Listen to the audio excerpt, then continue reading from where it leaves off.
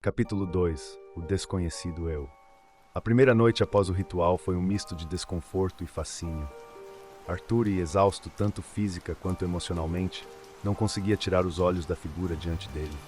O reflexo vivo de si mesmo estava ali, movendo-se, respirando, e agora encarando-o com a mesma intensidade.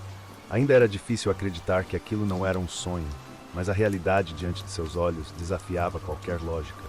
O ambiente do pequeno apartamento de Arthur, que já parecia claustrofóbico com uma pessoa, agora parecia ainda mais apertado com duas. A escassez de suprimentos na geladeira, um reflexo de sua situação financeira, começou a pesar em sua mente. Como ele poderia sustentar a ambos? O salário do trabalho no supermercado mal era suficiente para ele mesmo. Ele não tinha o luxo de tirar folgas e, com a adição da cópia, as preocupações financeiras agora duplicavam. Mas havia também uma estranha esperança. Arthur sabia que, se conseguissem se organizar, ter uma cópia poderia significar uma vantagem. Afinal, eram duas mentes pensantes, duas versões de si mesmo que poderiam trabalhar juntas para melhorar suas vidas. Nos dias que se seguiram, Arthur e sua cópia passaram por um processo de adaptação. As primeiras conversas foram intensas e longas, cheias de curiosidade mútua. Era como se estivessem conhecendo a si mesmos novamente, mas sob uma nova luz. Cada pensamento, cada preferência era dissecada e discutida.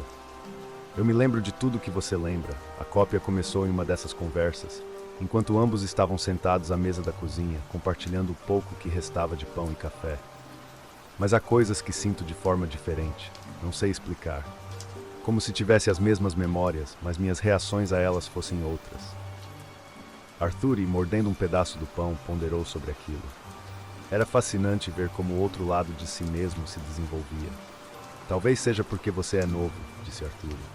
Quero dizer, você tem o meu corpo, minhas memórias, mas suas células, seus neurônios, tudo em você é novo, como se fosse uma versão melhorada. A cópia franziu a testa, refletindo sobre isso. Então, em teoria, eu deveria ser capaz de melhorar, de superar você?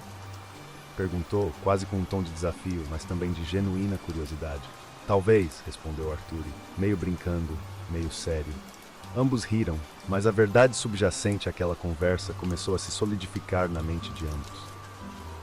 A cópia, mesmo nos primeiros dias, começou a mostrar sinais de uma inteligência mais aguçada. Sua capacidade de reter informações e aprender novas habilidades parecia superior à de Arthur. Pequenas coisas, como resolver um problema matemático ou encontrar soluções criativas para questões do dia a dia, vieram mais facilmente para a cópia. E com isso, novas ideias começaram a surgir. Em uma noite, enquanto os dois discutiam como poderiam melhorar sua situação financeira, Arthur mencionou a ideia de trabalhar em casa, algo que exigisse inteligência e concentração, algo em que a cópia, com suas habilidades aprimoradas, poderia se destacar. Eu pensei em algo que envolvesse trabalho intelectual, como programação ou edição de vídeos, disse Arthur, olhando para a cópia que estava deitada no colchão improvisado. Mas o problema é que não temos um computador. A cópia, agora muito interessada, sugeriu: temos o seu smartphone. Não é o ideal, mas talvez seja um começo. Eu poderia tentar aprender algo básico, um serviço freelance, talvez. A ideia de transformar o smartphone no ponto de partida foi uma pequena faísca de esperança. Se a cópia pudesse começar a gerar alguma renda extra, isso poderia aliviar o peso financeiro que Arthur carregava. E assim, eles começaram a planejar.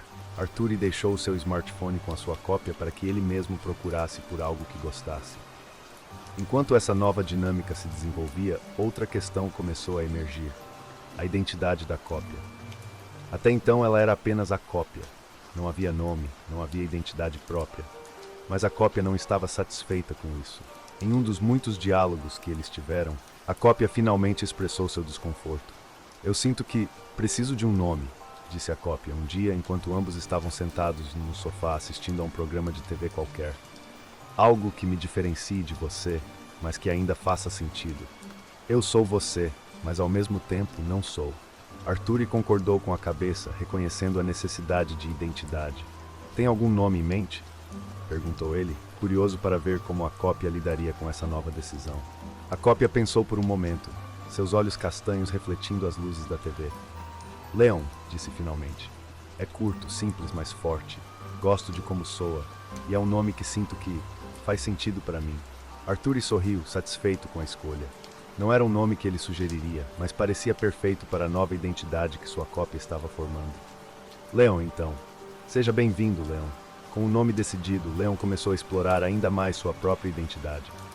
Descobriu que tinha uma preferência por roupas pretas, algo que Arthur também gostava, mas que Leon levou a um nível mais profundo, quase como uma declaração de sua nova individualidade.